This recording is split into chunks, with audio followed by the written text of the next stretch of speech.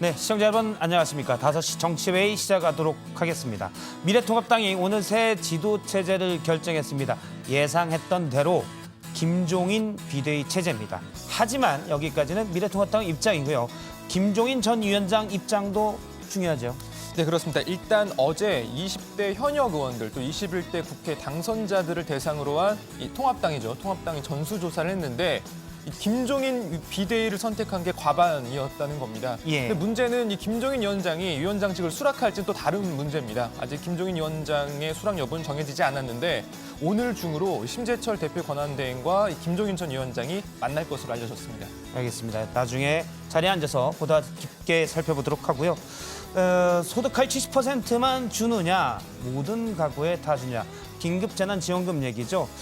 빨리 줄 줄 알았는데 상당히 좀 길어지고 갈팡질팡하고 있었습니다. 그런데 오늘 당정이 접점을 좀 찾아가고 있다고요? 지금까지는 당정 간의 거리가 저와 고반장쯤 거리였다면 좀 좁혀져서 저와 예. 교육신반장 정도 거리까지는 좁혀진 것 같은데요. 이 뭐냐면 정부는 이 100%전 국민에게 지급하게 되면 빚을 더 내야 한다라는 입장에서 좀 반대 입장을 밝혔었잖아요. 예. 근데 당정이 좀 접점을 찾은 게 이제 상위 30% 그러니까 고위 고소득자에게는 이걸 기부해라. 그러면 세액공제를 해주겠다라는 제안을 했고 정부도 여기에 대해서는 좀 공감대를 형성했다고 합니다. 예, 기부하는 방향은 김경수 경남지사도 얘기했고 저희 정치부에서도 제안을 했었는데 일단 그쪽 방향으로 의견이 모아지고 있습니다. 5시 정치부회의 본격적으로 자리에 앉아서 시작하겠습니다.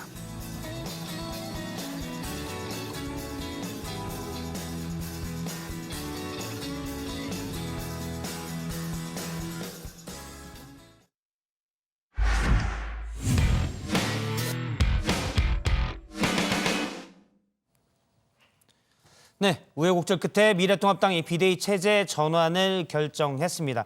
비대위원장은 예상한 대로 김종인 전 미래통합당 총괄 선대위원장이었습니다. 그런데 일단은 미래통합당 생각이고요. 김종인 전 위원장이 이를 받냐 안 받냐는 다른 얘기입니다. 김 위원장은 대선 후보 선출 전까지 전권을 줘야 비대위원장직을 할 수 있다고 말하기도 했습니다. 고석승 반장이 야당 소식 짚어봤습니다. 김종인 비대위가 다수로 나왔습니다. 그래서 김종인 비대위로 앞으로 가도록 할 생각이고요. 그다음에 이 상임정국위원회, 정국위원회 이런 절차를 거쳐야 되는데 다음 주 초쯤에서 이런 절차들은 거치도록 할 생각입니다. 네, 결론은 돌고 돌아 비대위 그리고 김종인이었습니다. 미래통합당이 비상대책위원회 체제 전환을 결정했습니다. 비대위원장은 유일하게 꾸준하게 지속적으로 거론됐던 바로 그 사람 김종인 전 총괄 선대위원장으로 결정됐습니다. 어제 20대 국회 현역 의원들과 21대 국회 당선자들을 대상으로 한 전수조사 결과입니다. 어제 저희가 어제 하루 종일 현재 20대 국회의원하고 그다음에 21대 국회의원 당선자에서 142명에 대해서 전부 전화를 전수 돌렸습니다. 조사해본 결과 과반이 넘는 의견들이 그렇게 지금 나오고 응답자의 과반이 넘는 의견이 나왔기 때문에 비대위 부분으로 가도록 하겠습니다. 심재철 대표 권한대행의 말에 따르면 의원들과 당선자들에게 선택지를 내밀 때 아예 김종인 비대위 체제를 콕 찍어 의견을 물었고 과반이 여기에 찬성했다는 겁니다. 심재철 대행은 다음 주 초쯤 관련 절차를 시작하겠다고 했지만 실제로 김종인 비대위 체제가 들어설 수 있을지는 아직 의문입니다. 당장 김종인 전 위원장도 아직 비대위원장 자리를 수락할지 말지 결정하지 않은 모양새입니다. 이 당에 제일 걱정스러운 건 그런 거예요. 이게 뭐가 일을 하는 과정 속에서 무슨 또 전대 얘기가 자꾸 나올 거 아니에요. 전대를 빨리 하자. 모르서 8월 달이 되는지 10월 달인지 모르겠는데 예. 지금 무슨 전대를 앞으로 8월 달에 하겠다, 10월 달에 하겠다는 그런 전제가 붙으면은 나한테 와서 얘기할 필요도 없어. 자, 그러니까 전당대회를 통해 새 지도부를 꾸리기 전까지 잠시 당을 맡는 이른바 관리형 비대위원장이라면 사양하겠다는 이야기인데요. 그럼 언제까지 비대위 체제를 유지해야 한다고 보는 건지 이어서 더 들어보시죠. 대선에 확실하게 보일 수 있도록 일을 해주고 나와야 되는 거 아니에요. 아니 대권 후보 만드는 거 대권을 제대로 이제 선거를 치를 수 있는 그 준비까지는 해줘야 된다니. 다음 대선은 2022년 3월에 있을 예정입니다. 한 2년 정도 남은 건데요. 김종인 전 위원장의 말을 종합하면 당 운영에 전권을 주고 비대위 기한 역시 최소 대선 후보 선출 전후 그때까지는 유지할 수 있게 해달라. 만약 그렇지 않으면 비대위원장을 맡을 생각이 없다는 겁니다. 자, 그러면서 이런 이야기도 했는데요.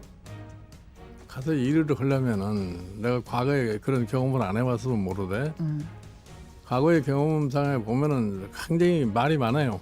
내가 저 2012년에 박근혜 비대위에 들어갈 때부터 나 개인에 대해서 거부반이 너무나 많은 걸 내가 잘 알았어요. 그때도 환자가 의사의 말에 제대로 순응을 해줘야지 병을 고치지. 물론이죠. 환자 거기에 반항하면 의사가 치유를 할 수 없는 거 아니에요? 자, 김종인 위원장의 예감. 왜 슬픈 예감은 틀린 적이 없을까요? 당장 오늘 심재철 대표 권한대행이 김종인 비대위 체제를 발표하자 당내 반발이 나왔습니다.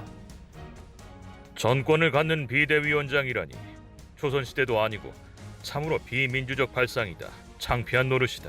젊은 정치인들의 목소리를 직접 들어보기나 하고 결정해도 늦지 않을 텐데. 한 발 더 나아가서 심재철 대표 권한대행을 향해 새 원내대표 선출을 위한 행정적 절차만 주관하라 이런 목소리도 나왔습니다.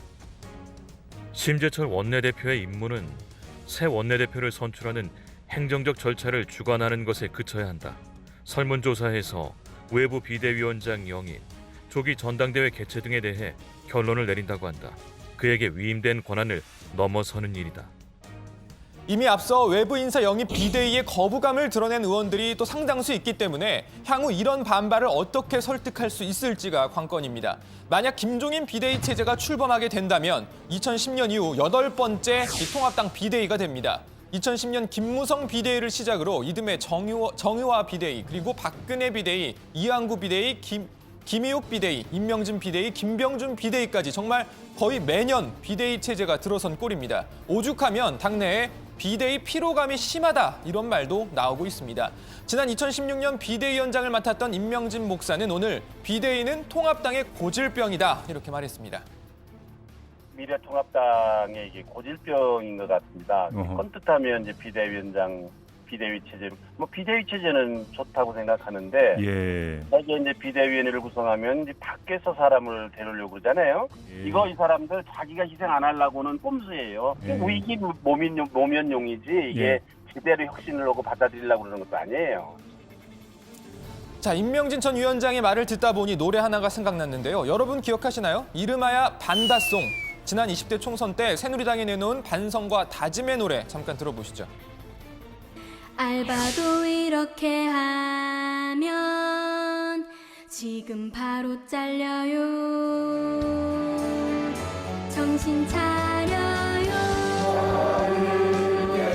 싸우지 마요. 일하세요. 잘하세요. 자, 반다송. 당시에 이 반성과 다짐이 얼마나 허망했는지 4년이 지난 지금 새삼 느껴지는데요. 당시에도 사실 일부에서 혹독한 평가를 받았었죠. 제가 그거 보고 대한민국 정당 사상 가장 유치한 노래, 그리고 가장 처참한 노래, 그리고 가장 비극적인 노래. 그 표정들이 너무 좀 거시기하더라, 그죠? 뒤에 그 표정이 너무 그래서 네티즌들이 반다송이 반성과 다짐의 노래가 아니고 반성하는 척 다급해서 부르는 노래라고. 자, 이번에도 반성과 다짐 그리고 성찰을 하자는 목소리가 통합당 곳곳에서 나오고 있습니다. 2010년 이후 8번째 비대위 출범도 이제 눈앞에 두고 있습니다. 과연 이번엔 제대로 된 다짐과 성찰이 가능할까요? 한번 지켜보시죠. 오늘 발제 이렇게 정리합니다. 통합당 김종인 비대위 체제 결정, 일부 반발 변수. 네, 본격적으로 얘기를 해보도록 하겠습니다. 고석 승반장은 참 각 정당의 아픈 기억들을 잘 찾아내는 그런 장점이 있는 것 같아요. 네, 각 정당에서 좀 싫어할 것도 같고요. 아, 진짜. 예. 이게 다 잘 되라고. 그렇죠. 다 잘 되라고. 예. 예, 알겠습니다. 일단 미래통합당은 돌고 돌아 김종인 비대위 체제로 결정이 났습니다. 그런데 당내 반발이 꽤 있는 걸로 알고 있었는데 일단 김종인 비대위 체제를 원하는 사람이 더 많았네요. 네, 그렇습니다. 현역 의원과 21대 국회 당선인 합쳐서 142명인데요. 이 가운데 전수조사를 했는데 2명을 제외하고 140명이 답변을 했다고 합니다. 이 가운데 절반 이상이 김종인 비대위를 선택을 한 겁니다. 들어보니까 아예 질문 자체가 김종인 비대위 체제가 좋냐 안 좋냐 뭐 이렇게 나왔었다고요? 예, 두 가지 중 하나를 선택하는 방식이었다고 하는데 하나는 김종인 위원장 체제로 비대위 전환, 또 하나는 대표 권한대행 체제에서 조기 전당대회 이 두 가지였는데 여기서 과반 이상이 김종인 체제를 선택한 겁니다. 김종인 앞서 이제 발제에서 들었지만 김종인 전 위원장은 전권을 주고 일단 대선이 어느 정도 될 때까지 비대위원장을 할 수 있도록 해달라. 그걸 조건으로 내걸었잖아요. 이 부분까지는 일단 합의가 안 된 거죠. 일단 이 김종인 전 위원장은 이 비대위원장 임기에 제한을 두지 않고 이 당원 당규에 구애받지 않는 당 운영 정권이 주어지면 위원장직을 맡을 수 있다 이런 입장입니다. 앞서 들으신 라디오 인터뷰에서 김종인 전 위원장은 비상대책이라는 것은 당원 당규에 너무 집착하다 보면 아무것도 할 수가 없다면서 국가가 비상 상태를 맞아 비상계엄령을 선포하면 헌법도 중지되는 것이다 이렇게까지 말했습니다. 그러니까 권한이 제한된 이른바 관리형 비대위라면 맞지 않겠다는 뜻을 분명히 한 겁니다. 일단 김종인 위원장이 관령 비대위는 싫다. 나에게 전권 달라라고 했는데 이에 대한 미래통합당 의원들의 생각도 혹시 좀 취재가 됐나요? 일단 지금 당 내에 중진 의원들 몇몇에게 좀 전화해서 물어보니까 일단 지금 뭐 김종인 위원장이 맞는 것 자체에 대한 거부감은 통화한 의원들에 한해서는 일단 뭐 크게 없는 것으로 보입니다. 다만 지금 이 김종인 위원장이 언급을 했던 대선 준비 전까지 맞는 것, 이 부분에 있어서는 좀 이견이 있는 것 같습니다. 너무 무한정 길어지는 것보다는 조금 적당한 선을 유지하는 게 좋지 않겠냐 이런 의견이 좀 많이 있었고요. 앞으로 이런 부분들에 대해서는 좀 당내에서 당선자들 또 현역 의원들이 좀 협의를 해야겠다 뭐 이런 의견이 많았습니다. 여기서 다시 좀 다른 목소리들이 나올 소지가 있군요. 가능성이 있고. 아마 이제 김종인 위원장이 대선 후보가 선출되는 국면, 그러니까 대선이 어느 정도 진행될까지 나한테 전권을 달라는 건 사실은 당대표가 대선 후보 경선에서도 어느 정도 힘을 가질 수 있기 때문에 그래야 미래통합당 의원들이 내 말을 듣는다. 아마 이런 맥락 같은데요. 좀 더 추이를 지켜봐야 될 것 같습니다. 어쨌든 김종인 위원장이 비대위원장을 맡게 되면 민주당에서도 맡았었고요. 미래통합당에서도 맡고 직업이 비대위원장 이렇게도 얘기가 될 수 있겠네요. 네, 뭐 진영을 넘나들면서 비대위원장을 맡은 건데 예. 네, 여야를 가리지 않고 이렇게 활동을 좀 오랫동안 해왔습니다. 전두환 정권 당시에 여당이었던 민정당 소속 비례대표로 11대 국회에 입성을 한 후에 12대, 14대 국회에서도 비례대표 의원으로 활동을 했고요. 17대 국회에서는 당적을 바꿔서 새천년 민주당 소속으로 역시 비례대표를 지냈습니다. 지금 이 17대 대선 사진을 좀 준비해봤는데요. 대통합 민주신당 정동영 후보 기자회견 바로 옆에 이렇게 나란히 서 있는 모습을 볼 수 있습니다. 그리고 2011년엔 한나라당 박근혜 비대위에 또 참여를 했었죠. 네, 저게 17대 대선이었는데요. 그 뒤에는 이제 2016년 당시 문재인 민주당 대표의 제안으로 민주당 비상대책위원장을 맡아 20대 총선을 이끌었습니다. 10년 가까이 거듭된 선거 패배에 이 안철수계 등의 이탈로 말 그대로 비상 상황이던 이 민주당을 맡았던 건데요. 공천 과정에서 여러 잡음이 나오긴 했지만 결과적으로 총선 승리를 이끌어냈습니다. 본인도 비례 2번을 받아서 5선에 성공을 했었죠. 자, 하지만 총선 1년을 총 못 채운 총선 뒤에 1년을 총 못 채우고 2017년 3월 민주당을 탈당을 했고 이번 총선에서는 이 미래통합당 총괄선대위원장을 맡았는데 저는 아직 제가 연차가 많이 되지 않아서 잘 모르겠는데 부장이 생각하시기에 자꾸 김종인 위원장 이렇게 정치권에서 소환을 하는 거죠? 저도 예전에 2012년 대선 때 당시에 이제 김종인 위원장과 윤여준 두 분을 모시고 이렇게 방송을 진행한 적이 있었는데 우리나라 정치에 이른바 구루로 얘기할 만한 원로들이 흔치 않다. 근데 두 분이 그나마 좀 그런 얘기들이 있고 또 강렬한 리더십과 카리스마 개인적 캐릭터들도 있어서 그런 것들을 잘 해왔던 것 같아요. 어떻게 보면 사람이 없는 측면도 있었고 또 특히 이제 김종인 위원장 같은 경우는 현실 정치에서 계속 개입해서 목소리를 내왔기 때문에 그런 게 작용한 것도 있는데 그만큼 사람이 그 뒷세대에 없었다라는 반증도 될 것으로 보입니다. 김종인 위원장은 앞서 이제 신혜원 반장도 얘기했지만 민정당 있었다가요. 예전 민주당에 있다가 새누리당 비대위원 했다가 다시 민주당에 갔다가 지금 또 미래통합당도 이게 돼요. 거의 우리나라 전당사를 왔다 갔다 하면서 역할을 하는데 그런데 전직 비대위원장인 임명진 목사가 김종인 비대위원장이 맡게 되면 오히려 뭐 봉변을 당할 수 있다 이런 취지로 얘기를 했다고요. 예, 앞서도 잠깐 들으셨지만 임명진 목사는 미래통합당이 스스로 희생할 생각이 없어서 외부 인사를 영입하는 거다 이렇게 주장을 했습니다. 그러니까 희생양을 데려다 덮어씌워서 위기를 모면하고 넘어가려는 일시적인 방편이라는 겁니다. 자신의 예를 들기도 했는데요. 임명진 목사는 당을 수습하고 전당대회를 열고 대통령 후보를 뽑고 났더니 그 뒤에 나가라고 하더라면서 그 뒤 김병진 비대위원장도 나중에는 밀려나다시피 떠났다. 김종인 위원장도 혹시 본병당하는 건 아닌지 걱정하고 있다. 이렇게 말을 했습니다. 김의욱 비대위원도 실패했다. 임명진 비대위원회도 실패했다. 김병진 비대위원회도 실패했다. 아니 실패했다고 또 비대위원회를 만드냐고요. 비대위원장이라는 게 공천권을 쥐었다든지 대권 후보가 됐다든지 이럴 때 힘이 있는 거. 아마 이분 가셔서 또 혹시 이게 봉변당하시는 거 아닌가. 난 개인적으로 굉장히 예, 다른 얘기도 해보죠. 비례 전용 정당. 지금 이제 미래한국당의 경우 의원이 한 명만 늘어나면 별도의 교섭단체를 꾸릴 수 있기 때문에 어떻게 하냐고 관심사였는데 통합당 내부에서도 빨리 그냥 합당을 하자 이런 목소리들이 나오고 있다고요. 네, 그렇습니다. 미래통합당 내부에서 이 비례대표 전용 위성정당인 미래한국당과의 합당을 서둘러야 한다 이런 주장이 잇따라 나오고 있습니다. 이미 미래한국당 창당으로 꼼수 선거를 치른 마당에 이제라도 정도를 걸어야 한다 뭐 이런 겁니다. 정진석 의원은 미래한국당 교섭단체 추진설은 정도가 아니라면서 통합당은 계열사를 거느릴 형편이 못 된다. 본사인 통합당으로 빨리 합치는 게 순리이고 정도다 이렇게 말했습니다. 장제원 의원도 한국당과의 즉각적인 합당을 촉구한다면서 정무적 판단이니 공수처장 추진위원 순위, 정당 보조금이니 이런 말로 국민에게 또다시 꼼수로 보이는 정치를 하면 안 된다 이렇게 강조했습니다. 예, 빨리 저런 부분부터 빨리 선을 긋고 가는 게 어떨까라는 생각도 해보고요. 미래통합당과 미래한국당의 합당 못지않게 또 하나의 관심이 일부 의원들이 우리가 잘 아는 홍준표 당선자부터 해서 일부 의원들이 지금 무소속이잖아요. 이 복당 문제도 얘기가 되고 있는 것 같은데 어떻습니까? 네, 특히 미래통합당 공천에 반발해서 무소속으로 출마했던 후보 중 4명이 국회에 입성을 했습니다. 말씀하신 홍준표 전 대표가 있고 또 김태호 전 지사, 윤상현 의원, 권성동 의원까지 모두 중진급인데요.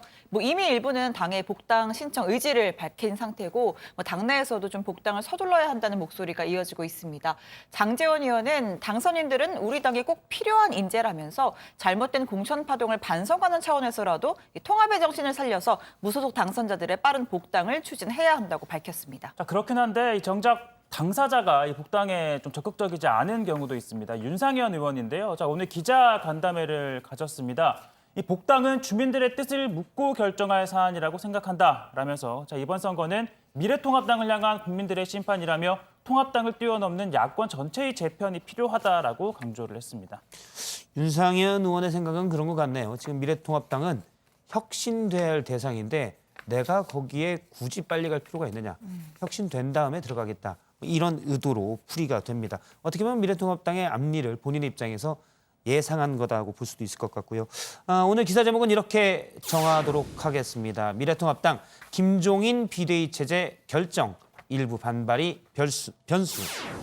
네, 다음은 최종혁 반장 발제 보도록 하겠습니다.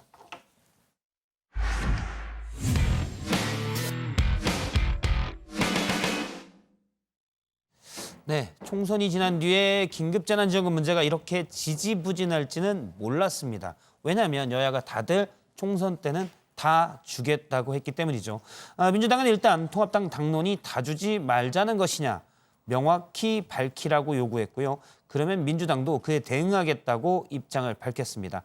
통합당은 그러나 정부와 여당이 먼저 합의를 하라는 목소리만 높이고 있습니다. 정부를 제대로 설득하지는 못하는 여당도 또 당정 갈등만 노리는 것처럼 보이는 야당도 일단 선거 전에 국민에게 했던 그 약속은 잊은 듯이 보이는데요. 최종혁 반장 발제에서 자세히 짚어보겠습니다. 네, 상황이 긴급해서 편성한 예산이지만 국회의 문턱을 넘으려면 첩첩산중입니다. 자, 정부는 국민 70%에게 주는 걸 기준으로 예산을 짰죠. 그러고 국회에 넘겼습니다. 하지만 아직 국회 심사는 이루어지지 않고 있는데요. 자, 민주당 지도부 통합당을 향해 최후 통첩을 보냅니다. 미래통합당은 긴급재난지원금에 대한 당론이 무엇인지 최종적인 입장을 명명백백하게 밝혀주시기 바랍니다. 전국민 지급 당론은 여전히 유효한지 아니면 김재원 의원 주장으로 당론이 바뀐 것인지 당론을 바꿨으면 바꿨다고 똑부러지게 선언하시기 바랍니다. 그러니까 총선 때는 당시 황교안 대표를 포함해 통합당이 전 국민에게 지급해야 한다라고 해놓고서는 선거가 끝나자 안 된다라고 하면 대체 우리 보고 어떻게 하라는 소리냐라는 겁니다. 그렇다면 통합당의 입장도 한번 들어봐야겠죠. 적자 국채 발행은 안 된다고 분명히 말씀드렸습니다. 그리고 지급의 액수랄지 지급 범위랄지 이런 것들은 당정이 합의해 와라. 그러면 우리는 그대로 받아주겠다. 이런 말씀을 드렸었습니다. 정부하고 국정을 책임진 여당이 엇박자를 내는 현재 상황이 먼저 해소돼야 합니다. 자, 그러니까 정부가 국회로 보낸 추경안을 마치 이 폭탄 돌리기를 하듯 민주당은 통합당에게 니네 입장을 밝히라라고 요구를 했고 통합당은 이를 정부와 여당의 입장을 가져와라, 하나로 정리해서 가져오라라고 다시 떠넘기고 있는 겁니다. 정작 국민들은 폭탄, 아니 속이 터질 지경인데 말입니다. 자, 만일 이게 자신의 지역구 예산이었다면 어땠을까요? 자, 매년 국회가 보여준 모습에 한번 빗대보겠습니다. 자, 이렇게 돈을 가진 사람이 예산안을 편성해서 이렇게 똑같이 보냅니다.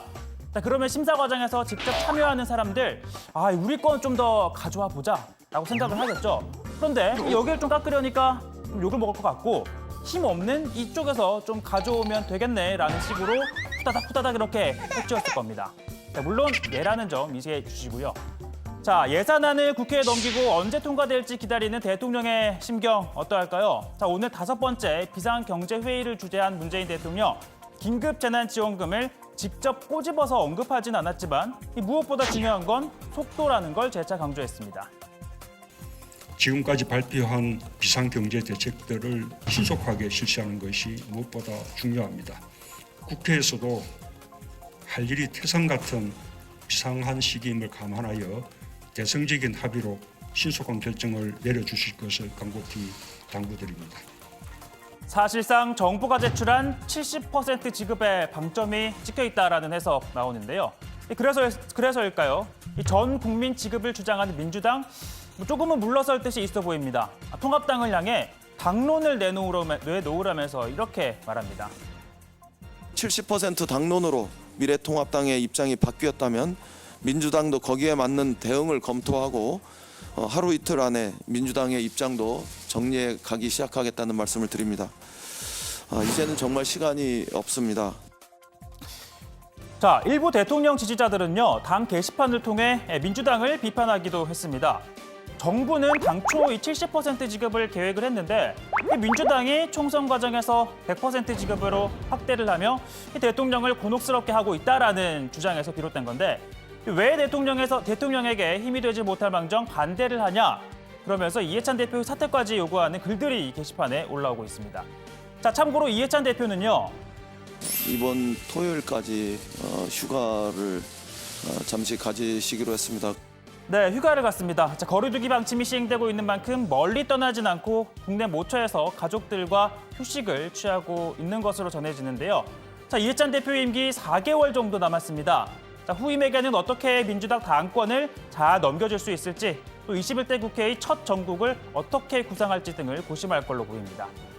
자, 당장은 일단은 긴급재난지원금이 급선무겠죠. 자, 지원금을 둘러싼 논란을 지켜보던 이재명 경기지사, 당정청과 이 소위 야당을 모두 까기를 했는데요. 자, 총선 앞뒤로 말이 달라진 통합당을 향해서는요, 주권자를 조롱하고 있다. 그리고 선거 전에는 그런 약속하다가 선거 지나고 나니까 한번 고생 좀 해봐라. 네, 이런 심사가 있다라고 주장을 하고 있습니다. 자, 그리고 자신이 소속된 이 민주당을 향해서는요. 언제나 정책은 상대가 동의할 수 있는, 반대할 수 없는 안을 만들어내면 되죠. 라고 또 합니다. 자, 그러니까 통합당이 국채 발행은 안 된다고 하니까 이번엔 정부 재원만으로, 즉 당초 계획한 액수보다는 적지만 모든 국민에게 지원금을 주고 난 다음 새로운 국회의원들의 임기가 시작된 이후에 추가 국채 발행해서 지원하면 아주 간단하게 해결할 수 있습니다. 자, 그러니까 21대 국회, 다음 국회에서는 거대 여당이니까 이걸 밀어붙이면 되지 않겠냐는 겁니다. 자, 그리고 이재명 지사는 정부가 계획한 이 차등 지급 방식도 비판을 했습니다. 이 과거원 수에 따라 액수를 다르게 지급하는 걸 두고서는 왜 혼자 사는 사람은 40만 원이고 아니, 부모 모시고 자식 둘 데리고 사는 부부한테는 왜 100만 원밖에 안 주냐. 네, 이 같은 문제를 제기를 하고 있습니다. 이뿐만 아니라 기재부와 여당의 갈등 상황을 조율할 수 있는 유일한 곳. 모든 정책 결정권은 청와대가 갖고 있고요. 그러니까 이 결정권을 가진 청와대가 나서서 상황을 정리해줘야 한다라는 입장을 밝히고 있습니다. 이거 좀 딴 얘기지만 참고로 유튜브 채널 방송을 끝내고 이제 정치 비평은 그만하겠다라고 선언한 유시민 노무현 재단 이사장 이 마지막 방송에서요. 이 차기 민주당의 유력한 대선 주자로 이낙연 전 총리 그리고 방금 전해드린 이재명 지사를 꼽았습니다. 이 지사, 이 정치인들은 실력으로 평가받을 것이라며 열심히 일하겠다라며 이 감사의 뜻을 전하기도 했습니다. 자, 오늘 발제는요. 전혀 안 긴급해 보이는 정치권의 긴급재난지원금 공방입니다. 자, 당론 밝히라는 최후통첩에 통합당 당정이 정해오랍니다.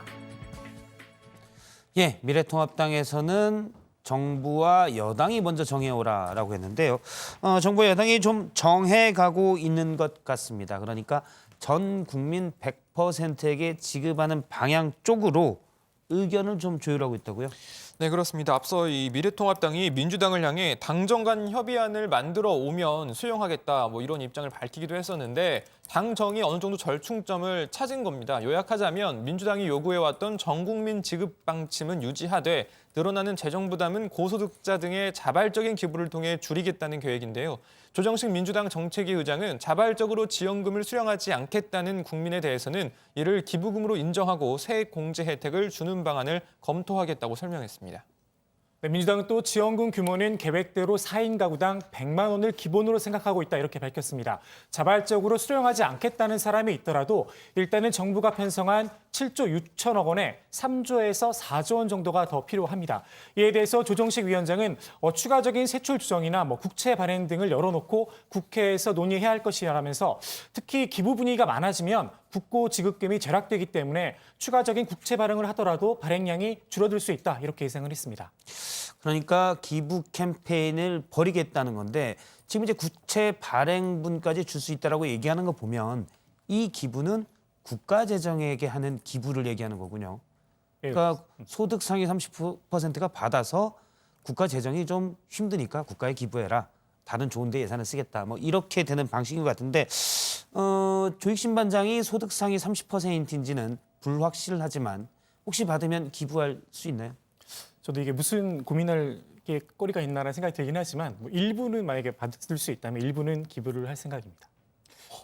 의외네요. 네. 너무 의외의 대답이 나와서 당황스럽네요. 근데 저는 이 방침이 좀 실효성이 과연 있을지 이 여당이 말하고 있는 것만큼의 좀 그런 효과를 가져올지 좀 미지수이다 좀 의문이 드는 이유가 왜냐하면 사실 기부라는 거는 내가 돈을 받은 다음에 옆에 이렇게 불우한 사람이 있으면 정확한 표현으로 불우해 보이는 불우해 보이는 사람이 있으면 기부를 하고 이게 법정 기부 단체면 이제 나중에 세액 공제를 받는 형태인 거잖아요. 그런데 방금 부장 말씀하신 것처럼 내가 이걸 돈을 안 받겠다라고 하는 건 내가 생각하는 불우한 이웃에게 기부를 하는 게 아니라 그런 단체에 기부를 하는 게 아니라 국가가 써야 할 돈을 덜 내게 하겠다. 빚을 덜 내도록 만들겠다라는 취지이기 때문에 과연 아무리 고소득자라고 하더라도 그걸 내가 받는 게 아니라 안 받겠다라고 하는 사람들이 과연 얼마나 있을지 조금 의문이 듭니다. 그렇죠. 그리고 기부라는 거기 때문에 자발적 기부를 유도해야 되는데 벌써부터 기부를 많이 하도록 해서 국가 재정을 좀 줄 수 있다라는 건 애초에 사실 기대하기도 힘들 뿐더러 그냥 만약 전 100% 다 주자고 했을 때 일부 기부하는 사람이 있다면 고마운 거지. 만약에 기부를 안 하는 사람이 있을 때 이 사람을 넌 기부 안 했잖아 라고 벽안시할 수 있는 게 있다면 그건 잘못된 정책일 것 같습니다. 사실은 그 기부자는 기부자 마음이 따라서 하겠죠. 부장은 기부하실 마음이 좀 있으신가요? 갑자기 훅 들어오니까 얘기할 수 있는데 저는 사실 상위 30% 드는지 확신할 수가 없지만 상징적인 기부는 할 수 있다고 생각합니다. 상징적인 전체를 다 기부할 생각은 없고요. 왜냐면 저도 아시다시피 조익신 반장이 잘 알고 있을 텐데 자산 수지가 그렇게 높지는 않기 때문에 거기까지만 하도록 하겠습니다.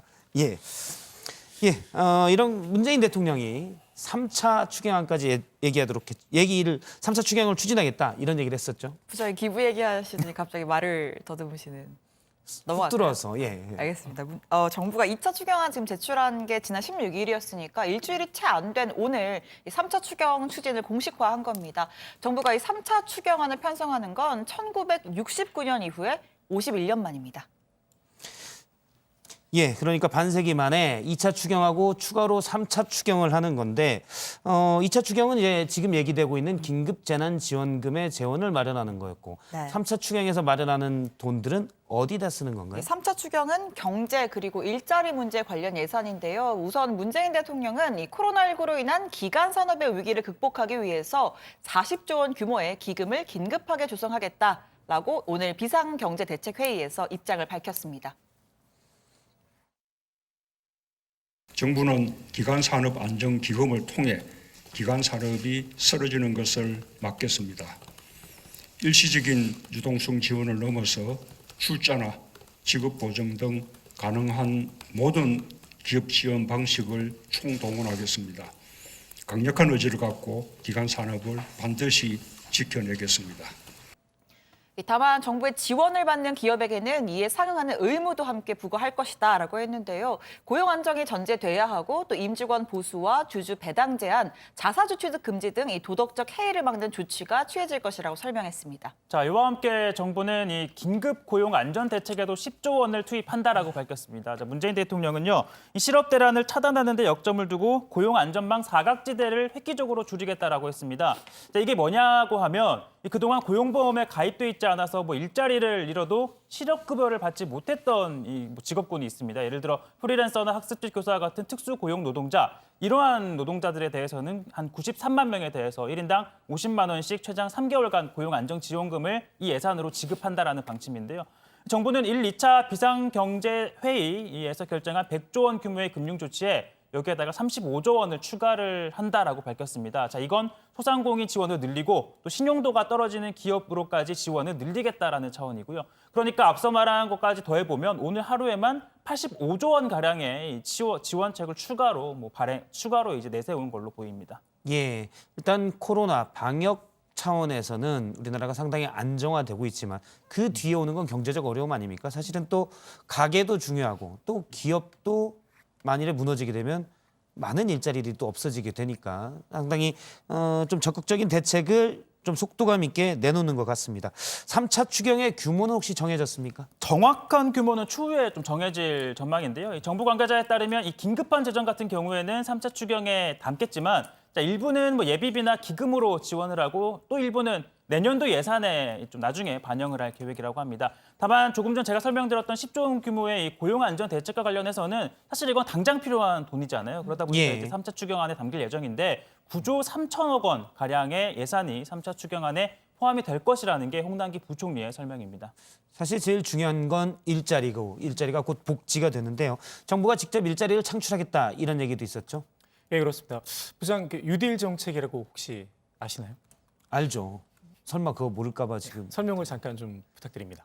뉴딜이요? 네. 루즈벨트 대통령이 있을 때 대공황 때 국가가 직접적으로 어떤 대규모 당시에는 이제 토목 사업인데 이런 사업들을 일으켜서 일자리를 만들겠다라는 거 아닙니까? 이게 사실은 정부의 재정의 역할을 가장 적극적으로 펼친 거죠. 저도 처음부터 코로나 뉴딜이 필요하다라고 강하게 얘기해왔던 바가 있습니다. 거기까지는 잘 외우셨고 그럼 TVA는 뭔지 아시나요? 테네시 댐 고건가요? 혹시? 예, 맞습니다. 테네시 댐 고건데 피해서, 예. 거기까지만. 테네시 개발공사를 통해서 실업 문제를 해결한 게 좀 유용한데요. 노동자의 단결권과 단체 교섭권을 인정을 하고 실업보험과 최저임금제를 실시해서 사회복지제도도 이렇게 도모를 했습니다. 이 얘기를 왜 했냐면 문재인 대통령이 바로 이 같은 한국판 뉴딜 정책을 추진하겠다 이렇게 밝혔는데요. 직접 들어보시죠. 정부는 고용 창출 효과가 큰 대규모 국가 사업을 추진함으로써 단지 일자리를 만드는 데 그치지 않고 포스트 코로나 시대의 혁신 성장을 준비해 나갈 것입니다. 관계 부처는 대규모 국가 프로젝트로서 이른바 한국판 뉴딜을 추진할 기획단을 신속히 준비해 주기 바랍니다. 네, 문 대통령은 민간 부분의 고용 창출 여력이 부족한 상황이니 정부가 나서서 50만 개의 일자리를 창출해 국민에게 제공하겠다고 밝혔는데요. 공공부문 일자리와 청년 일자리를 적극적으로 만들고 연기됐던 공공부문 채용 절차도 정상화시키겠다고 강조를 했습니다. 예, 물론 이제 경제 위기일 때 저희도 계속 강조하지만 타이밍, 그러니까 일단 한계 상황, 다음 달 생활비가 없다거나 다음 달 대출을 연장할 돈이 없다. 기업들의 경우 그럴 때 타이밍이 중요하지 않습니까? 그래서 좀 속도감 있는 대책과 이런 집행들이 필요할 것으로 보입니다. 지방자치단체 가운데 처음으로 이 지역 기업들과 함께 상생선언을 해서 해고 없는 도시를 만들자 이런 얘기를 한 곳이 있죠. 네, 바로 전북 전주입니다. 전주는 이 코로나19 위기에 대응해서 전국 지자체 가운데 처음으로 재난 기본소득을 지급하고 또 한옥마을 건물주들과 착한 임대료 운동에 나서기도 했었는데요. 이번에 말씀하신 것처럼 전주시와 고용 관련 기관 또 기업체 노사 등이 기업과 근로자, 지역 구성원이 함께 일자리를 지켜내 현 위기를 극복하자면서 노사, 민정, 대타협을 통한 이 해고 없는 도시 전주 상생 선언을 했습니다. 동참 의사를 밝힌 사업장은 100여 개인데요. 참여 기업들은 해고를 자제할 것을 약속했고 전주시는 적극적인 지원을 하겠다고 약속했습니다.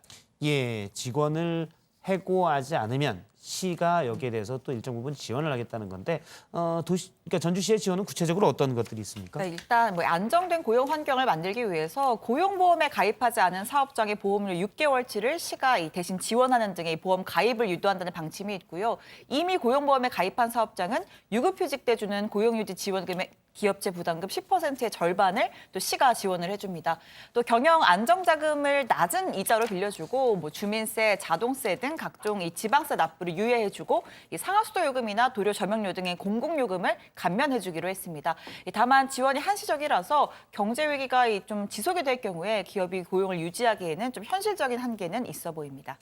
예, 사실 우리나라의 경우 이제 오랫동안 노사 갈등도 많았고 이런 노사장 협의도 잘 굴러가지 않았던 측면이 있는데 이런 위기일 때일수록 사실은 기본으로 돌아가서 잘 됐으면 하는 바람입니다. 다른 얘기 해보죠. 더불어민주당이 이제 비례대표 전용 정당인 더불어시민당과 합당을 준비하고 있는데 사실 합당하면 180석이잖아요. 이렇게 두 당만 해서. 그런데 일부 더불어시민당 의원들이 난 탈당하겠다라고 하는 의원들이 있다고요. 네, 말씀하신 것처럼 지금까지는 180석이라고 저희가 표현해 왔었는데 엄밀히 말하면 이게 안 된다는 겁니다. 자, 더불어민주당과 더불어시민당 다음 달 15일까지 합당을 마무리한다라는 방침인데요. 말씀드린 것처럼 지역구 당선자가 163명, 그리고 시민당 비례대표 당선자가 17명이죠. 그러니까 180명인데 자, 이게 국회 300석의 5분의 3을 차지하기 때문에 단독으로 이 민주당 단독으로 패스트트랙 법안 처리도 가능해진다. 이렇게 해석을 왔습니다. 자, 그런데 이 더불어시민당에서 소수정당 몫으로 공천을 받아 당선된 기본소득당 소속이었던 용해인 그리고 시대전환 소속이었던 조정훈 당선인이 난 원래 당으로 돌아가서 의정활동을 하겠다라는 입장을 밝혔습니다.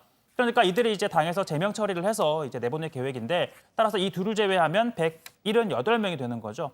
다만 그렇다고 하더라도 현재 소위 친문정당을 자처하고 있는 열린민주당 의석이 3석이고 또 진보진영인 정의당이 6석으로 각종 개혁 법안을 처리하는 데는 크게 영향을 받지 않을 것으로 보입니다. 예, 알겠습니다. 오늘 여당 발제는 이렇게 정하도록 하겠습니다. 문재인 대통령 한국판 뉴딜 정책 추진. 네, 다음은 조희식 반장 발제 들어보겠습니다.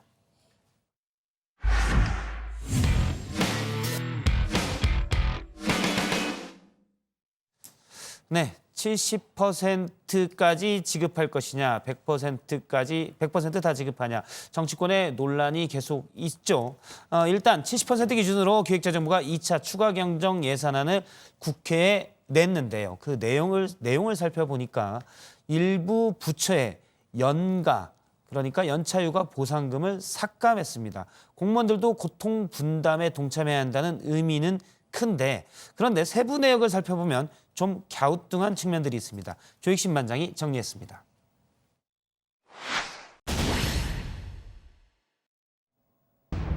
코로나19와 피말리는 싸움이 벌써 석 달 넘게 이어지고 있습니다. 이 전쟁을 이끄는 야전사령관, 바로 정은경 중앙방역대책본부장입니다. 정말 검은 머리가 팥뿌리가 되도록 하루도 빠짐없이 현장을 지켰습니다. 지금도 2,300여 명의 격리 치료를 받고 계십니다. 또한 오늘도 의료 현장에서 마스크 자국이 얼굴에 선명하게 환자를 돌보는 그런 의료진들의 얼굴을 떠올려 주시기를 부탁을 드립니다. 정 본부장뿐 아니라 환자를 돌보는 모든 의료진들이 의료 현장에서 사투를 벌이고 있습니다. 그런데 고생하고 있는 방역 당국과 의료진들에게 특별 보너스를 줘도 모자랄 판에 되레 연가 보상비를 줄인다고 합니다. 긴급 재난지원금 지급을 위한 2차 추가 경정 예산안에 재원을 마련한다는 이유입니다. 질본이 7억 원 정도 깎였고 지방 국립병원들도 1억 원 안팎으로 연가 보상비가 줄었습니다. 반면 청와대와 국회를 비롯해서 국무조정실 등은 그대로 뒀습니다. 논란이 되자 기획재정부가 뒤늦게 지침을 변경했습니다. 모든 국가 공무원들의 연가 보상비를 집행하지 않겠다는 겁니다. 연가 보상비, 말 그대로 휴가를 쓰지 못하면 돈으로 보상해 주는 겁니다. 일손이 달리지 않는 부처의 공무원들이야 휴가 그냥 쓰면 됩니다.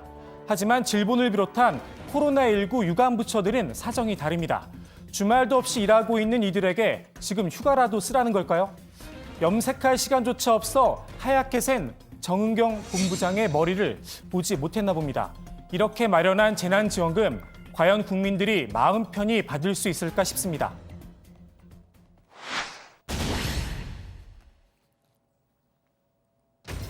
사전투표, 선거 부정, 음모론. 이런 걸 굳이 다뤄야 하나 자괴감이 들기도 합니다만 선거관리위원회가 직접 반박 자료를 낸 만큼 일단 정리해드리겠습니다. 선관위 입장은 간단합니다.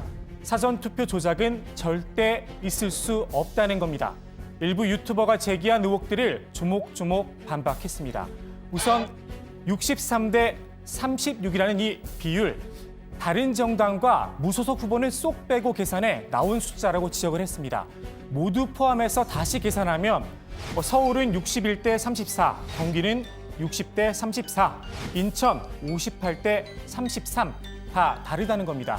일부 지역에서 두 정당의 득표율만 비교한 뒤 결과가 조작됐다고 주장하는 건 지나친 비약이라고 비판을 했습니다. 득표 비율은 단지 유권자의 의사가 반영된 결과물일 따름이기 때문에 원인을 설명할 수는 없다는 겁니다. 투표한 바꿔치기 논란에 대해서도 24시간 촬영한 CCTV 영상을 보관하고 있다면서 누구든지 확인을 요청하면 공개하겠다고 밝혔습니다. 사전투표 선거 부정 음모론에 미래통합당도 선을 긋는 모양새입니다. 다선은 역시 좀 다른 듯합니다.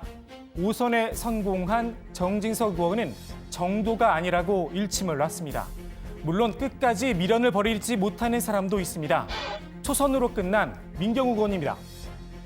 여러분들이 제가 만약에 지금 제기되는 문제들을 그냥 일반적인 지식만 갖고 있었다면 제기할 수 없었을 수 있습니다. 기자 생활을 하면서 입찰 담합, 인터넷 뱅킹의 해킹을 특종 보도한 적이 있었습니다. 그래서 이 분야에 제가 상식보다는 많은 지식들을 제가 갖고 있습니다. 민 의원은 재검표를 하기 위해선 돈이 필요하다면서 저렇게 후원금 모금에도 들어갔습니다. 이준석 최고위원의 표현처럼 일부 유튜버에게 낚인 순수한 사람인지도 모르겠습니다. 자기들이 사전투표하면 다 조작되니까 본투표 가라라고 이야기했어요. 예. 그다음에 선거 끝나니까 이제 그래서 본투표에서는 보수가 좀 우세하고 네. 사전투표에서는 보수가 불리하고 이러니까 지금 와가지고 봐라 조작 아니냐 뭐 이러고 있어요. 극우 성향 일부 유튜버들의 이런 행태에 대해 보수 진영 내에서도 비판의 목소리가 높아지고 있습니다.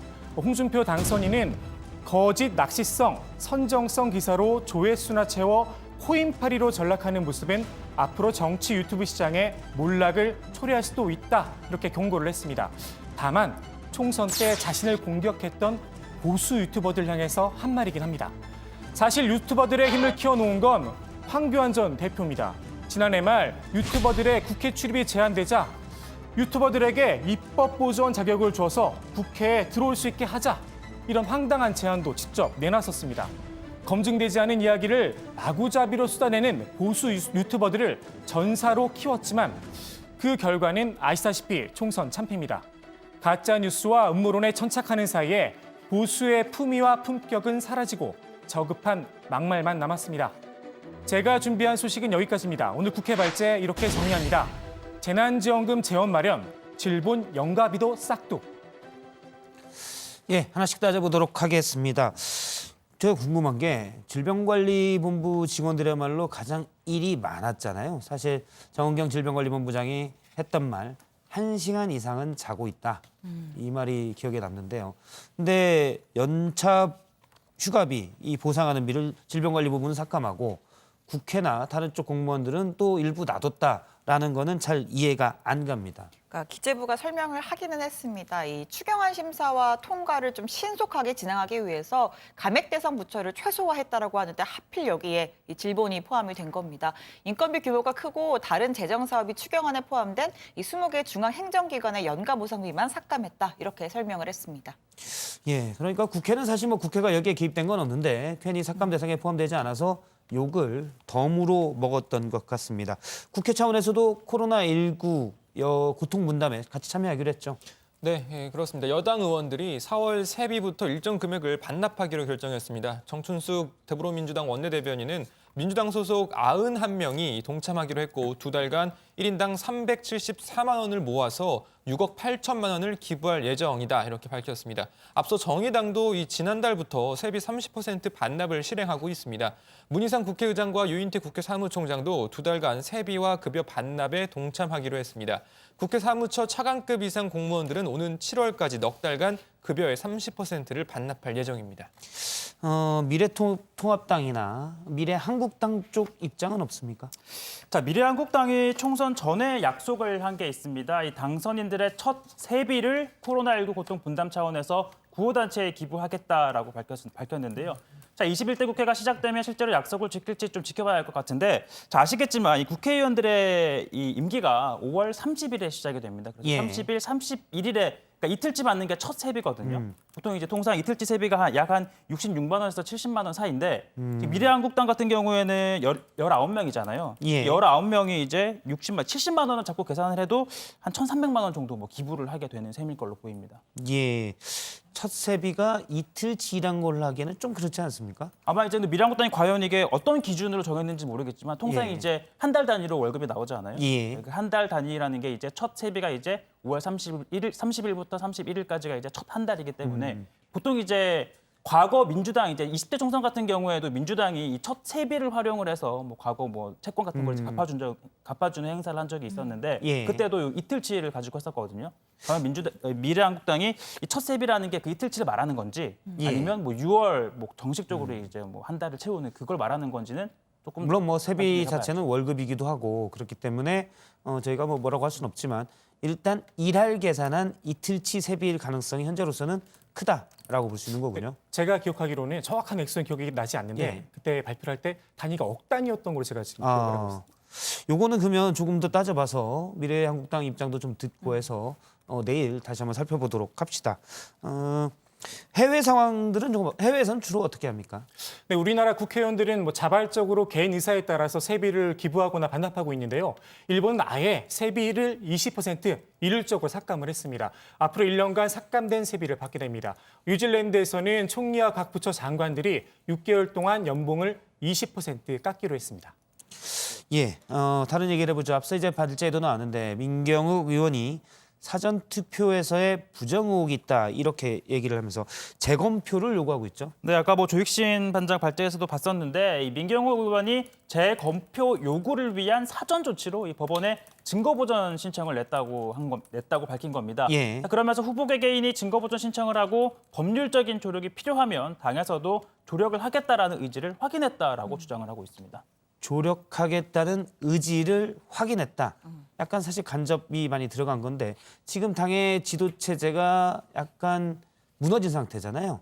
예를 들어서 뭐 심재철 권한대행도 임기가 별로 남지 않아서 이 당인에서 도와주겠다고 한 건 대체 누가 도와주겠다고 한 건가요? 사실 뭐 당장 아까 뭐 고효석승 반장 발제에서 봤겠지만 뭐 김종인 체제로 간다, 당이 뭐 김종인 체제로 간다 뭐 이런 얘기가 나오고 있는데 뭐 김종인 비대위원장으로 확정이 된다면 과연 뭐 민경욱 의원이 말하는 이 뭐 재검표에 드는 비용이나 뭐 법률적인 조치를 뭐 지원을 해줄지는 좀 미지수로 보입니다. 제가 예. 민주당 취재할 때 살펴본 김 위원장 선풍으로 봤을 때는 아마 쓸데없는 짓 하지 말라고 좀 화를 내지 않을까 저는 개인적으로 그렇게 생각합니다. 쓸데없는 짓이라고 얘기를 하겠죠. 앞서 이제 그 발제할 때 들었던 민경욱 의원의 얘기로 한다면은 이제 기자 생활을 했었고 당시에 입찰 담합 또 인터넷 뱅킹에 해킹을 특종 보도한 적이 있다. 그래서 일반인들의 상식을 뛰어넘는 지식을 가지고 있어서 사전 투표가 조작됐을 의혹이 크다라는 취지인데 전 잘 이게 이해가 안 돼요. 입찰 담합하고 조작하고 투표 조작하고 무슨 상관이 있나요? 저도 이제 기자 한 경력만 놓고 보면 민경욱 의원이 저보다 연배가 꽤 높지만 한 경력만 따져놓고 이제 비슷한 상황이거든요. 근데 저는 잘 이해가 안 돼요. 신현 반장이 볼 때는 어떻습니까? 저도 그렇습니다. 예. 저는 그냥 부장이 자주 얘기하는 부장의 감과 좀 비슷한 게 아닐까 이런 생각 잠깐 했었습니다. 그냥 뭔간 모르지만 이상이 있다. 그렇습니다. 예, 알겠습니다. 과학적이진 않은 감으로 보입니다. 예, 그리고 근데 후원금을 또 걷게 되나요? 그건 왜 그렇습니까? 저도 그게 궁금해서 선관위에 좀 문의를 해봤는데 그 후원금을 걷는 이유에 대해서는 그 재검표에 돈이 필요하다 이렇게 이야기를 했거든요. 그런데 재검표에는 정해진 금액은 없고 재검표해야 될 투표용지 양에 따라서 달라진다고 합니다. 또 이게 재판 비용에 포함이 되기 때문에 소송 결과에 따라서 부담 여부가 달라진다고 하는데 민의원이 소송에서 승리하면 모든 비용은 선관위가 지게 됩니다. 민의원 입장에선 부정선거 의혹이 확실하다면 왜 굳이 후원금을 거둘까 이런 생각도 좀 듭니다. 예, 재검표를 한다고 하면 어떻게 하는 겁니까? 사실 투표함을 바꿔치기 하지 않는 한 그러긴 사실 불가능하고요. 다시 투표함 열어봐야 똑같은 거 아닙니까? 같은 투표함이잖아요. 그렇죠. 이 투표함을 바꿔치기 하면 뭐 이미 바꿨으니까 까봐야 결과는 똑같겠고 예. 사실 가능성 자체는 거의 전무하다고 봐야 되고 그렇군요. 네, 그리고 표를 분류하는 과정에서 좀 조작이 있었다 이렇게 지금 보고 있는 것 같은데 아시다시피 이 투표용지 분류기는 은행에서 쓰는 개수기와 같은 작동 원리가 같습니다. 인터넷과 연결되지가 않아서 해킹 가능성은 없는 거고요. 게다가 분류가 돼서 50장씩 묶이는 이 투표용지를 참관인과 이 개표 종사자들이 점검하는 절차를 또 따로 거칩니다.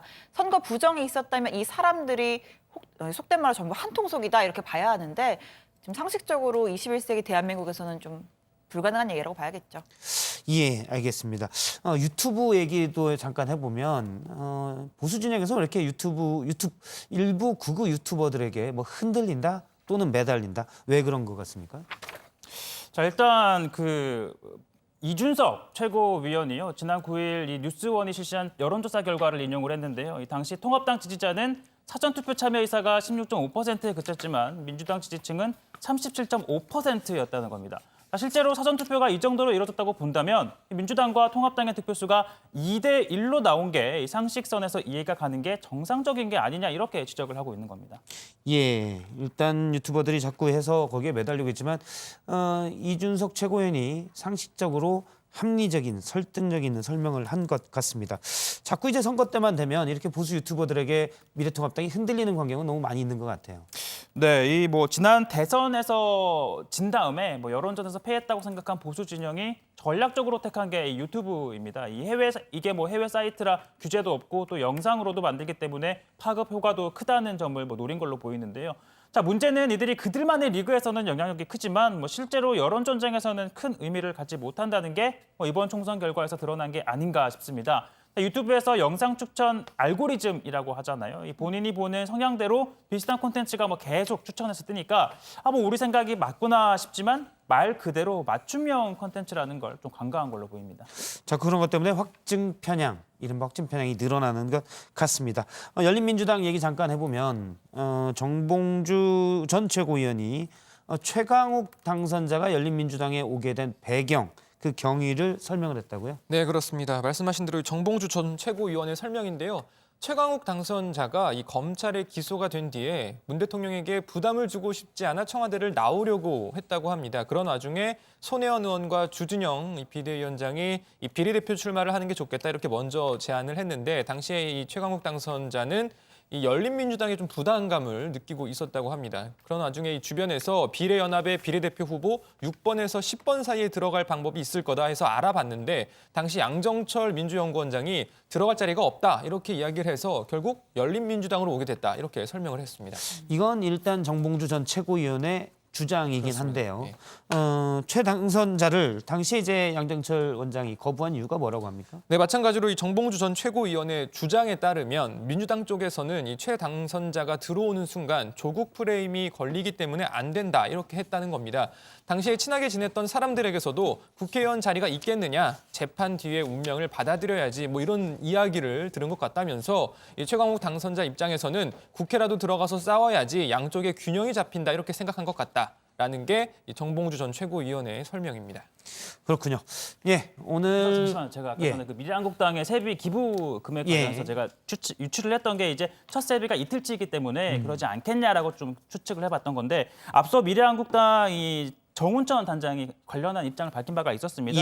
이 세비가 한 사람당 1,000만 원 정도다. 그러니까 이제 이틀치가 아니라 그 통상적으로 말하는 한 달치 세비를 말한 거고요. 당시 기준으로 20명이 당선이 되면 2억 원을 기부하겠다라고 했으니까 지금 19명이 당선이 됐으니 1억 9천만 원 정도를 기부하겠다는 뜻으로 보입니다. 바로 확인을 했군요. 네. 그러면 6월 세비를 이제 미래한국당에서 기부할 것으로 현재 예상이 됩니다. 알겠습니다. 오늘 국회 발전은 이렇게 정리하도록 하겠습니다. 보수 유튜브에 낚였다. 통합당 자성론.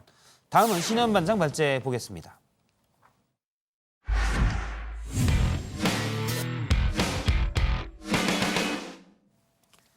네, 어제 하루 북한 김정은 위원장이 위독하다는 미국 CNN 방송의 보도가 전 세계의 주목을 받았습니다. 우리나라는 물론 중국과 일본 또 관계 당국과 언론도 사실 여부를 확인하느라 하루 종일 촉각을 곤두세웠습니다.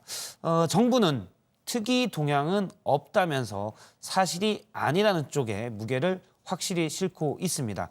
그런데 미국 트럼프 대통령은 잘 아는 바가 없다라고 일단 한 발 물러섰습니다. 관련 소식을 신현 반장이 정리했습니다. 네, 오늘도 글을 볼 수가 없었습니다. 김정은 위원장의 건강 이상설이 국제사회를 달궜지만 북한은 김 위원장의 신변에 대해서 이틀째 침묵을 지켰는데요. 북한 매체를 통해 파악된 공개 활동은 지난 11일 열린 당 중앙위 정치국 회의가 마지막입니다. 다음 날 노동신문을 통해서 이 회의의 결과가 공개됐는데 이때 김여정 제1부부장이 당 정치국 후보위원으로 복귀했다라는 동정 보도도 있었죠. 또 이날 신문에는 날짜를 정확히 밝히지 않은 김정은 위원장의 전투기 훈련 시찰 소식도 함께 실렸습니다. 그리던 원소님을 자기들의 련대에 모시게 된 영광과 기쁨 행복으로 하여 전투 비행사들의 가슴 속에는 세찬 격정의 파도가 일고 있었습니다. 자, 이로부터 일주일 아니 열흘 가깝게 공개 행보는 없는 겁니다. 그냥 이상설도 아니라 위중설까지 불거졌는데 오늘자 노동신문 일면에는 평소와 같은 자력갱생에 나서자라는 논평뿐이었고 소위 최고 존엄이 건재하다라는 소식은 실리질 않았습니다. 과거에 신변 이상설이 제기될 때마다 직간접적으로 확인을 해준 것과는 사뭇 다른 모습입니다. 자, 청와대는 확인해줄 내용은 없다. 하지만 특이 동향도 없다면서 이상설에 선을 그었습니다. 또 다른 청와대 고위 관계자도 현재 김 위원장이 측근 인사들과 함께 지방에 체류하면서 정상적인 활동을 하고 있다고 했는데요. 우리 정보당국은 김 위원장이 제2의 고향으로 여기는 강원도 원산의 특각, 소위 별장에 머물 가능성에 무게를 싣고 있습니다. 오늘 국회에서 열린 외통위에서 통일부가 보고한 결론 역시 특이 동향 미식별이었습니다. 정상 간의 서신 교환이라든지 또 감사 생일상을 전달했다든지 친서 교환 관련 트럼프 발언 직후의 담화 등을 통해서 김 위원장의 정상적인 업무 수행을 보도를 하고 있다. 통일부의 결론은 이렇습니다. 현재까지 북한 내부의 특이 동향은 식별하지 못했고 향후 관련 동향을 예의주시하겠다. 하지만 태양절에 금수산 태양궁전 참배를 건너뛴 건 집권 이후에 처음이었고 미국에서 나온 위중설 보도에 별 반응이 없는 것도 처음입니다. 이상 징후가 아예 없다 이렇게 단정하기도 좀 쉽진 않아 보이는데요. 이게 특기 동향 아니고 뭐냐. 이게 바로 특기 동향이다. 심지어 그럼 통일부는 정말로 이와 똑같은 보고를 청와대에 하느냐라는 이제 의원들의 질의가 이어졌고 자, 현재까지는요, 위중설과는 거리가 있고 큰 이상은 없거나 혹은 가족력에 있는 심혈관계 시술을 받고 회복 중 정도가 좀 가장 합리적인 수준의 추론으로 보입니다. 물론 북한이 확인해주기 전까지는 알 방법은 없습니다. 김정은 위원장의 친구 트럼프 대통령도 이건 마찬가지입니다. We don't know. We don't know. I've had a very good relationship with him. I wouldn't, I can only say this. I wish him well. I've said it. I've said it many times. If somebody else were in this position, we would have been right now at war with North Korea. 네, 걱정하는 듯 하면서도 기승전 자화자찬으로 끝을 맺었습니다. 자, 미국의 안보수장인 로버트 오브라이언 백악관 NSC 보좌관은 북미 두 정상이 다소 근래에 연락을 취했다면서 해당 보도를 매우 면밀히 모니터링하고 있다고 말했습니다. Well, we're monitoring these reports very closely, and as you know, North Korea is a very closed society. There's not a free press there. They're parsimonious with the information that they provide about many things, including the health of Kim Jong-un. So we're monitoring those developments closely. 자, 중국의 외교부 역시 이 보도의 출처를 모르겠다면서 신중한 반응을 보였고요. 위독한 상태는 아니라는 데에 무게를 실었습니다. 实际上我看到了一些新闻的报道，但我不知道这些新闻报道他们的消息源何在，是不是就你刚才所说的就是他们的源头？我这里要说的是，中朝是山水相连的友好邻邦，推动中朝关系不断向前发展。 자, 일본 요미우리 신문에는 긴급 상황이 발생할 경우 김정은 위원장의 여동생인 김여정이 최고 지도자의 역할을 대행할 준비가 지난해 말부터 진행 중이다라는 보도가 나왔습니다. 지난 3월 3일과 22일 김여정의 명의로 남북, 북미 관계 담화를 발표하면서 대외적으로 존재감을 높였다라는 점을 근거로 들었는데요.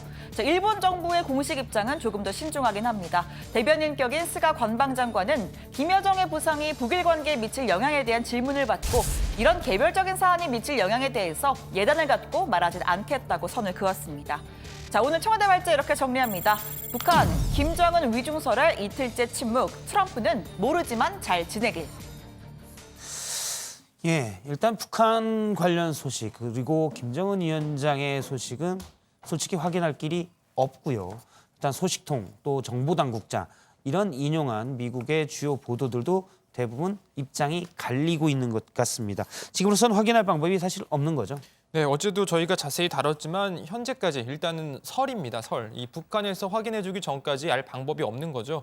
우리 정부의 입장은 일단 현재까지 특이 동향이라고 할 만한 건 없다는 겁니다. 김정은 위원장은 과거에도 적게는 2주, 많게는 6주까지 두문불출한 적이 있었는데요. 예를 들어 2014년 9월에는 최고인민회의, 노동당 창당일 등 주요 일정에 불참하고 6주간 사라졌다가 이후에 지팡이를 짚은 채 현장 지도를 하는 모습이 조선중앙TV를 통해 공개된 적이 있었습니다. 당시 발목 무록 수술을 받았지만 그걸 신변 이상이라고까지는 볼 수 없는 소식이었죠. 네, 북한 전문가들은요, 고심할 만한 이슈가 있거나 아파서 오랫동안 모습을 보이지 않은 경우가 과거에도 좀 있었고 통치가 불가능할 정도의 문제가 생긴다면 우리 정부와 정보 당국에서도 충분히 감지가 될 거란 입장입니다. 우리나라뿐만 아니라 미국, 중국, 심지어 일본도 이 김정은 위원장의 신변 변화 시에 대처하는 소위 긴급 플랜 같은 게 당연히 있는데 이게 가동되는 징후는 현재까지는 없어 보이고요. 오늘 미국의 폭스뉴스가 컨틴전시 일명 이 비상 플랜을 준비하고 있다라는 보도를 한 데 대해서도 청와대가 그럴 상황이 아니다. 청와대는 평소와 다름없이 정상적으로 운영되고 있다라는 입장을 밝혔습니다. 이건 폭스뉴스의 보도에 대해 청와대가 이거 팩트를 명확히 하는 거잖아요. 네. 여기 좀 청와대가 컨티전시 플랜을 가동하냐 아냐를 정확히 아는 부분이니까. 그냥 있다가 아니라 가동을 준비하고 있다라고 보도를 해버리니까 이제 청와대가 사실 확인을 해준 것 같습니다. 예, 그럴 상황이 아니다라고 했고요. 코로나 소식도 살펴보도록 하죠. 국내 신규 확진자 수가 닷새째 10명 내외로 되고 있군요. 네, 하루 사이 11명이 늘었습니다. 그래서 누적 확진자 수는 1,694명, 그러니까 1,700명에 가깝고요.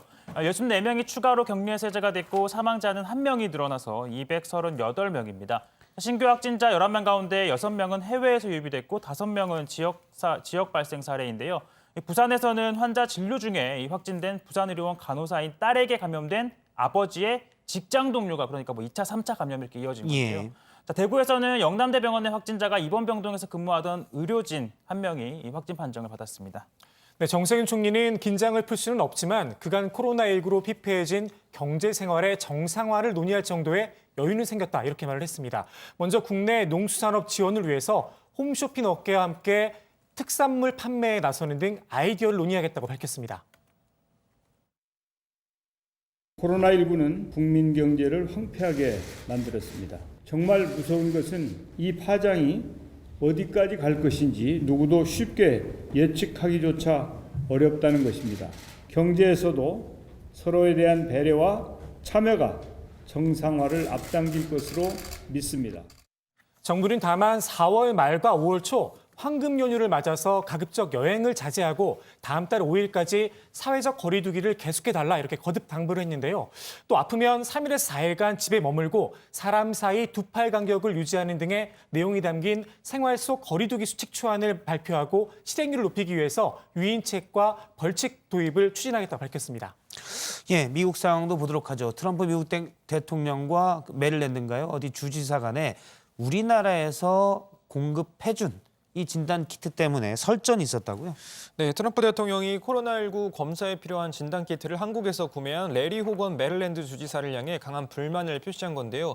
호건 주지사가 같은 공화당 소속이면서도 자신의 코로나19 대응을 공개적으로 비판하고 또 이 키트를 대량으로 사들여서 연방정부의 검사 능력 확대 노력을 퇴색시켰다. 이런 불만을 드러낸 것으로 보입니다. 들어보시죠. The governor of Maryland could have called Mike Pence, could have saved a lot of money. A lot of money, but that's okay. To go to South Korea for No, I this don't think he needed to testing go to kits? South Korea. I think we're providing you with a list. We'll show it to you now. If you need it, we'll give you the details. But hundreds and hundreds of labs are ready, willing, and able. 자, 이에 호건 주지사가요, 이 키트를 확보하라고 지시할 때는 언제고 이제 와서 비난을 하냐 이렇게 반격에 나섰습니다. 정확히 대통령이 우리한테 하라고 이야기를 했던 것이라면서 검사 키트가 충분하다는 트럼프 행정부의 입장과는 달리 키트가 부족해서 한국에서 공수를 해온 거다 이렇게 응수를 했습니다. That the federal government would back us up, but that the governors needed to go out and get their own testing. And we've been working on this for about 22 straight days and nights. My wife, who's originally from South Korea, we have a pretty good relationship with the president of South Korea, with the ambassador here in Washington, and we've been negotiating back and forth with Korean companies. We were able to get 500,000 tests that landed at Baltimore Washington International Airport on Saturday. 예, 이 호건 주지사의 부인이 우리나라 사람이군요. 네, 한국계인 유미 호건 씨라고 하는데요. 이 전남 나주에서 양계장집의 딸로 태어났다가 미국에 가서 이 한국화 그림을 그리다가 이 호건 주지사를 만났다고 합니다. 호건 주지사가 이번 키트 수입은 내 아내가 공이 크다, 내 아내가 챔피언이다 이렇게 좀 추켜 세웠고 미국 언론들의 관심도 굉장히 높다고 합니다. 예, 일본 얘기도 잠깐 짧게 짚어보도록 하죠. 일본에서는 또 크루즈선에서 집단 감염이 나왔다고요? 네, 나가사키에 정박 중이던 이탈리아 이 선적 대형 크루즈선에서 코로나19 확진자 33명이 추가로 발생을 했습니다. 배 안에는 한국인 1명을 포함해서 이 승무원 600여 명이 한 달 넘게 지금 격리가 되어 있는 상태인데요. 자, 앞서 요코하마항에 정박한 다이아몬드 프린세스호의 사례처럼 코로나19 대거 확산할 가능성이 우려되고 있습니다. 예, 알겠습니다. 여기까지 보기로 하고요. 계속해서 강정의 톡 쏘는 정치입니다.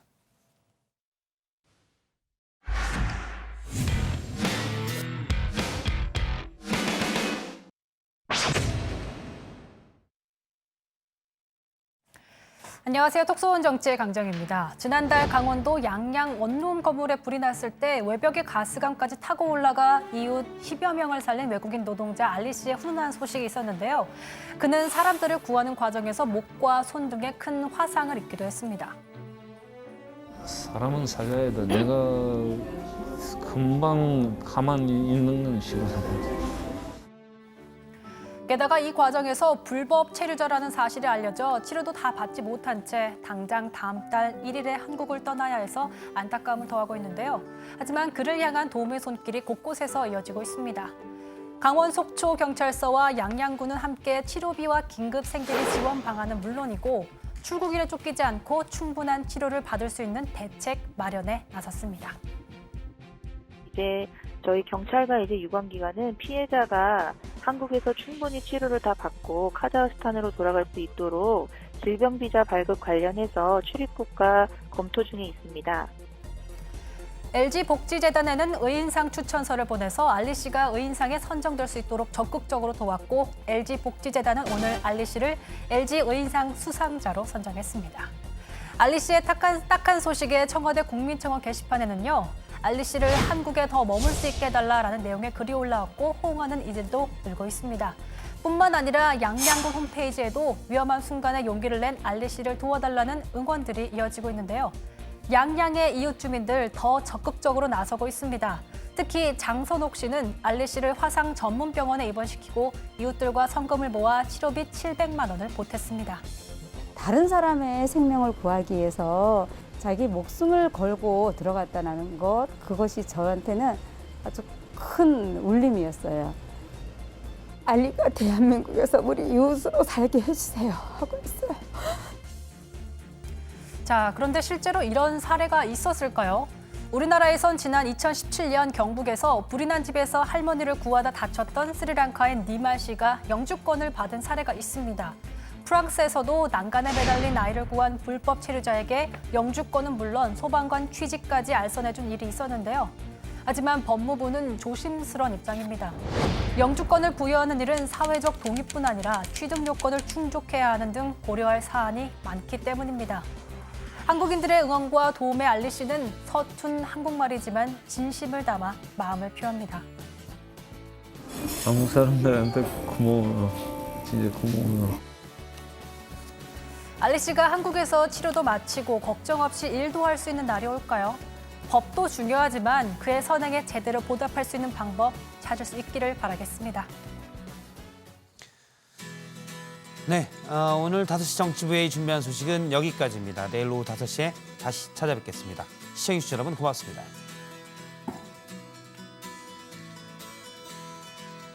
수고하셨습니다. 수고하셨습니다.